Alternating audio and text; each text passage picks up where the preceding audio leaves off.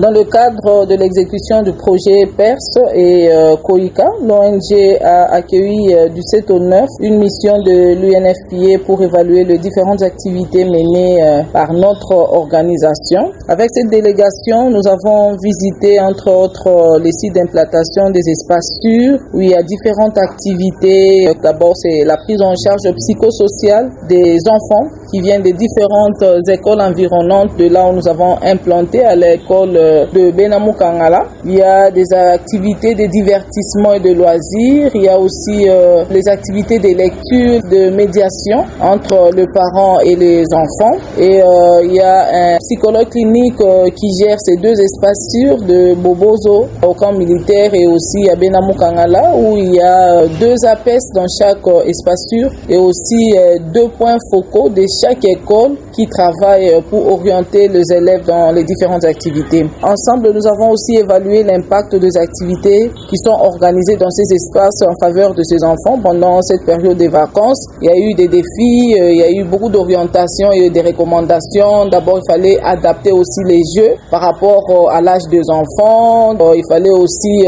chercher plus de jeux qui pouvaient développer le développement humain des enfants pour découvrir un peu leur comportement. Parce qu'à travers le jeu, on sait découvrir rapidement un enfant. Nous avons aussi fait une activité avec différents partenaires, des échanges vraiment fructueux avec les parties prenantes de ces 2 programmes. Il y avait les leaders communautaires, les leaders religieux, les leaders coutumiers, les représentants de médias, les associations féminines. Il y avait aussi les autorités politico-administratives. C'était dans le but de recueillir des activités qui sont menées ensemble avec eux, quel était leur rôle, quel était le niveau d'implication que FMDI utilisait ces parties prenantes. Il y a eu des explications, c'est vrai, des recommandations, des suggestions, mais on a partagé des bonnes pratiques, des leçons apprises, des défis qu'on devait relever et aussi des besoins prioritaires pour assurer efficacement les actions que nous menons dans le cadre de ces 2 projets dans la prévention et aussi la prise en charge de victimes de VBG, EAS et ASECH. La mission d'évaluation a également visité le centre intégré du service multisectoriel qui est implanté à Lukonga où